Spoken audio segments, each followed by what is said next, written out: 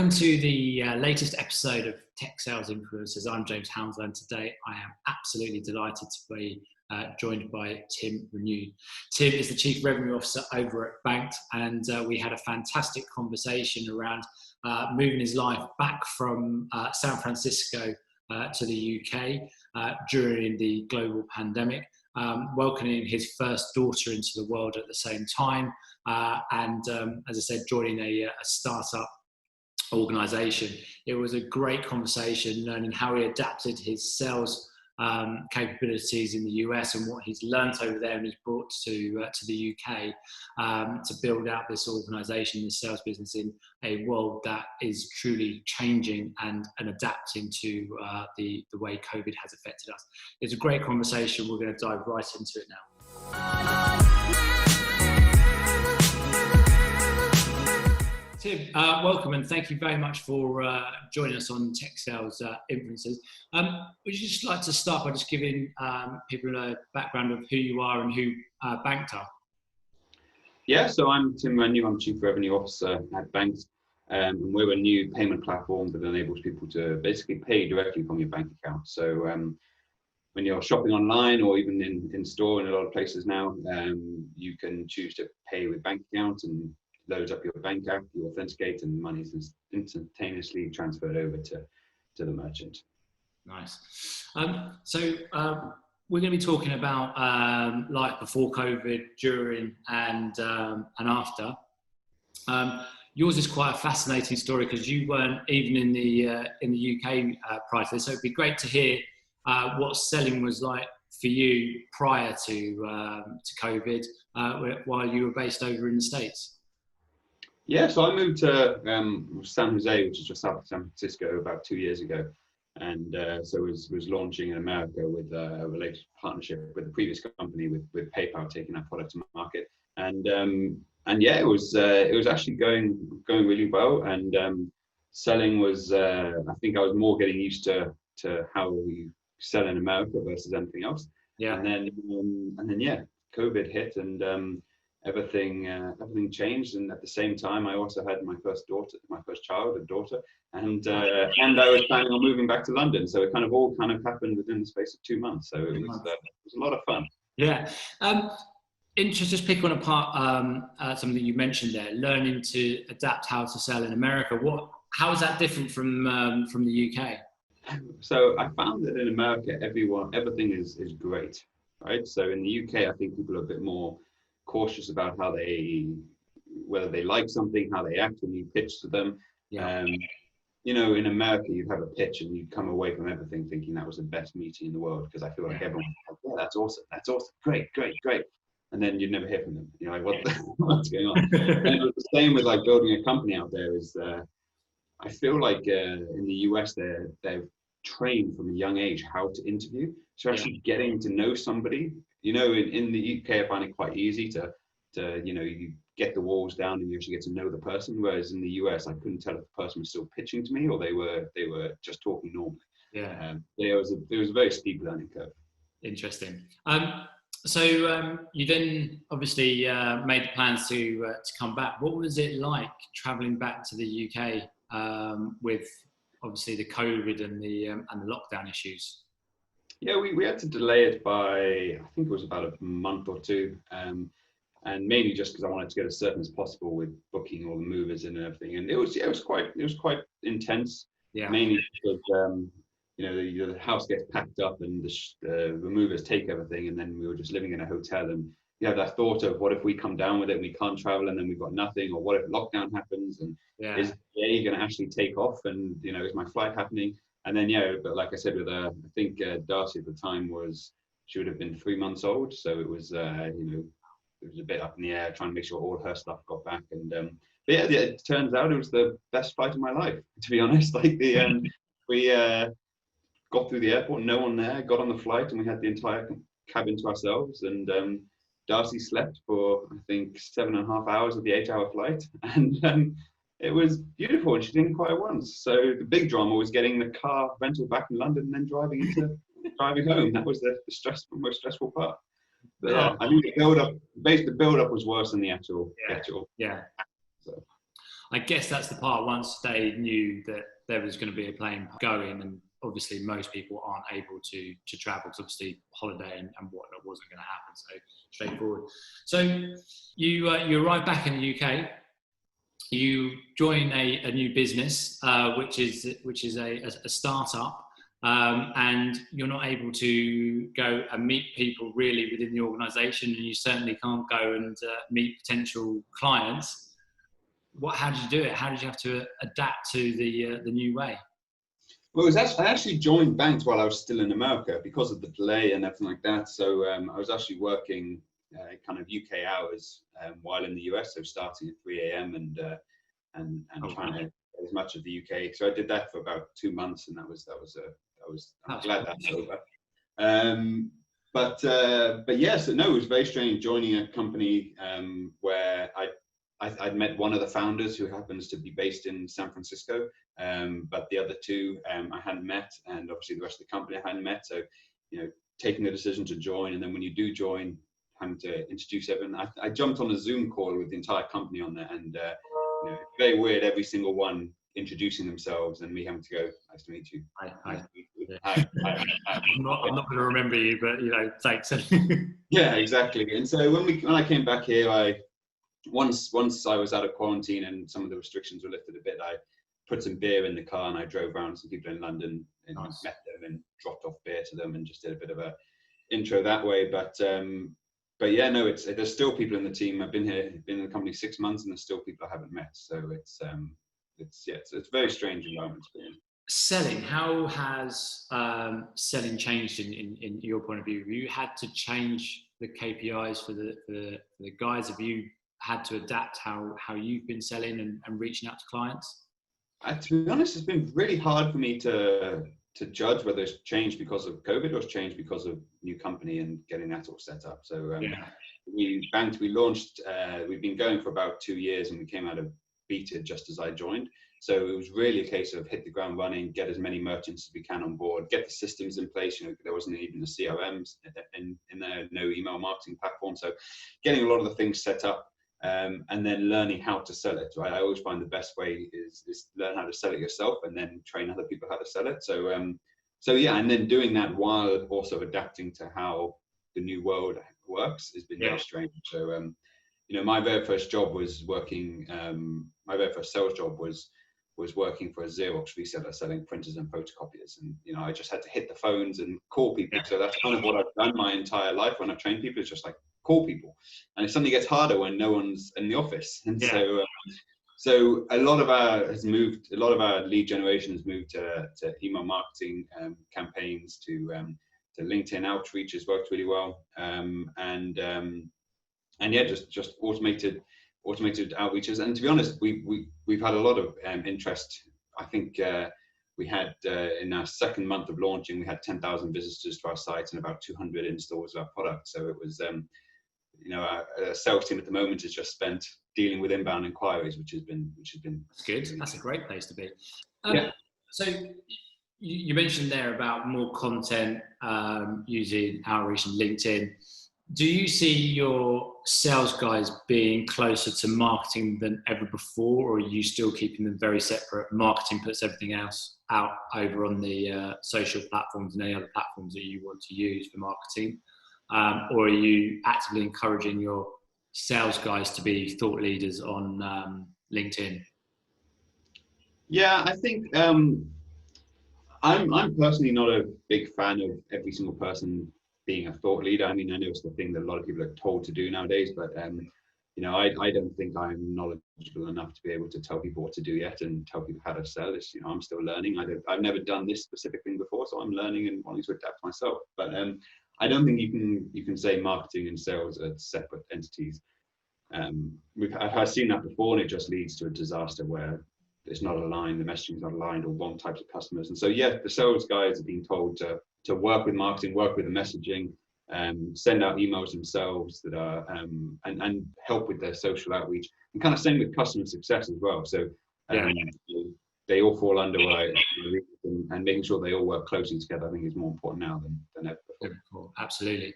And I know they're a new business to you, but before, I guess you probably found yourself visiting a lot of clients and probably traveling a fair bit across the USA. Would you have found yourself in a normal or pre-COVID world traveling a fair bit, maybe across Europe? And are you having to, do you think you'll be having to adapt a way of closing out business based on the fact that you're not probably going to be jumping on a plane across Europe, or do you think you will be soon? I think for everyday sales, I don't think there's certain types of businesses you need to go and see. But I mean, I've always been able to sell, like get the sales team to sell remotely on Zoom meetings and things like that. I think it works. I think when you're building strategic relationships, whether it's with VCs, whether it's with new strategic partners or strategic investments, I think those are the ones that are really affect not being able to go and see them. And so that's, yes, I spend a huge amount of time with previous investors, going to see them, going around their offices. I once flew to Australia for an hour and a half meeting and then back again. You know, it was that, you know, just to show face. And that's yeah, it was worth it. It was worth it. Not on my body. It literally, it was, what was it, like 20 hours flight, hour and a half meeting, and then I spent one night there and then flew back the next day. But anyway, so we're doing a couple of these big strategic opportunities at the moment. We're working with some massive banks in the US, for example. And yeah, I mean, historically, I'd have probably flown over about 3 or 4 times by now to go and meet with them face to face. But hey, it's working. You know, we're there. It's, I think everyone's having to learn to adapt. So you know, maybe it's a good thing. You know, less pollution, less damage to the environment. So that brings me on to going forward then. Do you see a lot of people talk about the new era, selling, the new business world, what the new norm's going to look like?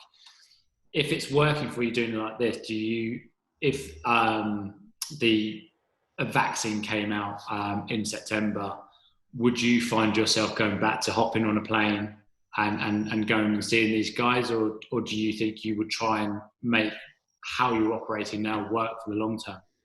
I think we'll try and make it work for a long term, but I still think there's certain situations where we still need to have. I mean, even now, there's certain meetings I travel up into London now to have, because you know it's just easier face to face. But as a business, we've worked extremely well being remote. So we actually got rid of our office in London, and we're now fully remote, and we'll probably stay this way until 2021 at least. Mm-hmm. And you know, it's been great because we can take that money we're saving and we can put it back into employee benefits and events and socializing to build that community still that they're missing from not being in the office. You know, help people set up the home office so they can work effectively. And you know, like for me, like I said, I have a new daughter, and it's been wonderful because I can spend more time with her. I get to see things I'd have missed if I was commuting every day and in the office. I think there's certain things you cannot get away from meeting people. For example, recruiting, I've at the moment leveraged my network when we've employed people I've known before. So I trust them, so I haven't had to go meet them. Or whereas I'm waiting for when I build out the team for a lot of new people. You know, we mentioned before that we have a number of roles that are potentially coming up, and I think that's where it's going to be challenging. Is, do I trust recruiting somebody virtually and never seeing them and doing it? Our CEO did it with me, and I think it worked out well. So maybe it will be fine. So here's the part. Maybe from the amount of time you spent in the US, because the US just on scale are more of a virtual place than the UK and Europe is. How do you? Because a lot of people are very worried about when you've got a sales team, you want them around you for camaraderie, to get people going, to motivate people. If you guys are basically saying, right, we're actually only ever going to see each other on Zoom, how would you advise people adapt their managerial style? Because a lot of people were questioning about how to motivate somebody when they're at home. And, you know, a lot of, you know, all the psychologists came out, and it was actually very true.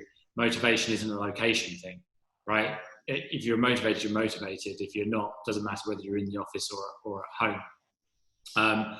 But how have you had to adapt and learn, probably from the US, that you can bring over here and advise people? If you've got, you know, anywhere from 1 or 2 to 20, 30, 100 sales guys who are all at home, to keep on top of things, because you can't pull them all into meetings to let them know about things and, you know, reviews and, you know, I don't know if you're a KPI manager.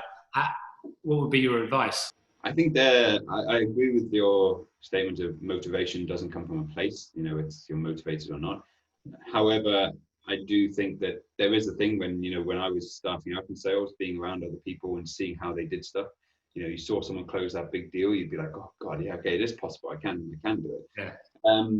But yeah, in the US, you know, it's very common that the sales teams are not based in headquarters, or they're spread out, or they have reps in different states that just work remotely. And I think having regular catch-ups with them, having a Slack channel that can be open and people can just talk, having daily catch-ups, having work-related catch-ups is important. And then, you know, we have seen, you know, once a month I get in touch with the customer success and sales teams, and we go for a run or we do something together that is, you know, that brings us together. But I think if you're motivated, right? I think that, and so I think the success will come down to recruiting the right people. And people that have understand that this is, you know, what the job is, what they need to do, and just stay focused, and then lean on me for support, because to be honest, I'm probably more available than I ever was before, because I'm not being pulled into meetings because people see you and go, hey, come into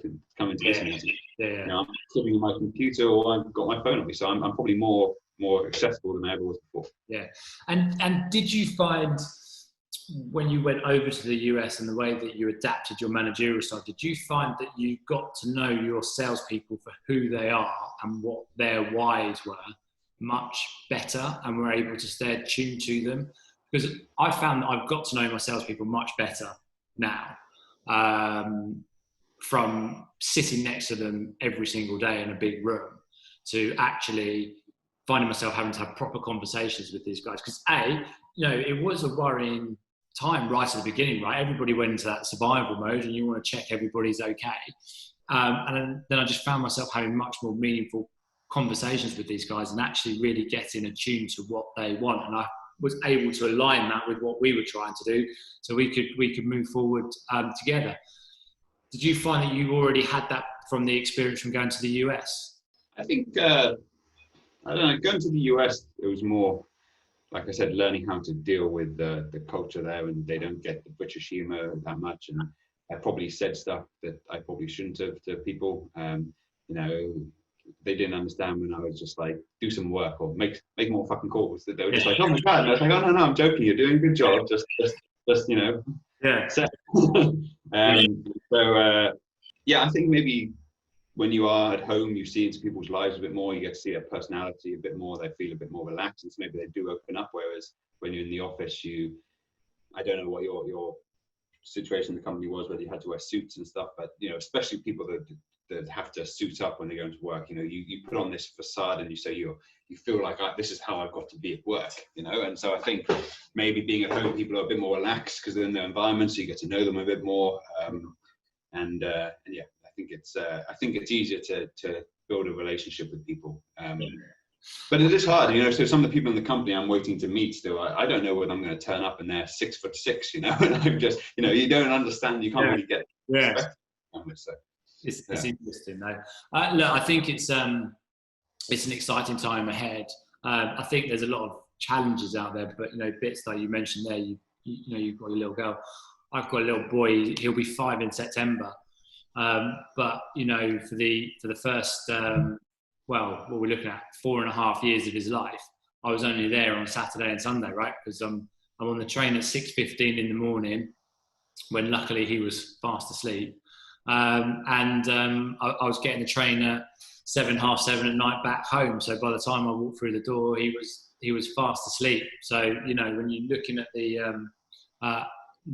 work-life balance, and actually, you know, never working from home before this, you know, you touched on it a bit about, you know, meetings that you get pulled into that you don't really need to be in.